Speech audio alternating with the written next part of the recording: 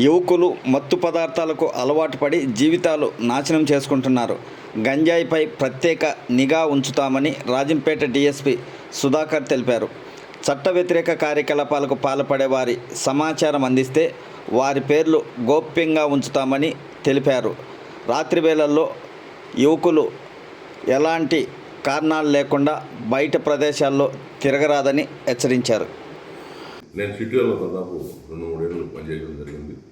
అప్పుడు 1994 ఎలక్షన్లో కూడా నేను అక్కడ ఎస్ఐ ఉన్నాను.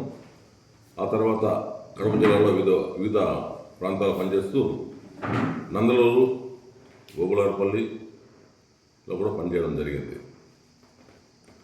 ఇప్పుడు డిఎస్పీగా ఇక్కడ రావడము, నాకు ఈ ప్రాంతం అంతా కూడా పరిచయం కావడం వల్ల నేను ఇంకా మెరుగైన సేవలు ప్రజలకు అందించగలనని నాకు పూర్తి విశ్వాసం ఉంది. ప్రజలందరూ కూడా ఎక్కడన్నా గంజాయి లేదా రెడ్ శాండల్ ఇలాంటి అసాంఘిక కార్యక్రమాలు చేసే వ్యక్తుల యొక్క వివరాలు నాకు తెలియజేస్తే తప్పనిసరిగా వారిపైన గట్టిగా చర్య తీసుకుంటాను. నాకు ఇన్ఫర్మేషన్ ఇచ్చిన వారి యొక్క వివరాలు గోప్యంగా ఉంచబడుతుంది. అన్ని వేళలా నేను ప్రజలకి అందుబాటులో ఉంటాను. ముఖ్యంగా మహిళలు ఎలాంటి ఇబ్బందులు ఉన్నా కూడా 498 కేసులు కానీ లేదంటే కాలేజీకి వెళ్ళేటప్పుడు వచ్చేటప్పుడు వాళ్ళపైన ఎవరైనా ఈ ర్యాగింగ్ ఇలాంటి సమస్యలు ఉంటే మాకు ఫోన్ల ద్వారా తెలియజేస్తే మేము వెంటనే అక్కడ అటెండ్ అయ్యి వాళ్ళకి ఎలాంటి ఇబ్బంది లేకుండా చూసుకుంటాము.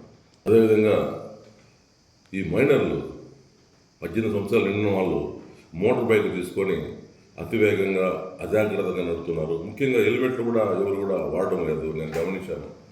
ఈ హెల్మెట్ అనేది ప్రాణాలకు చాలా ముఖ్యంగా రక్షణలాగా ఉంటుంది. ప్రతి ఒక్కరు కూడా హెల్మెట్ వాడాలి.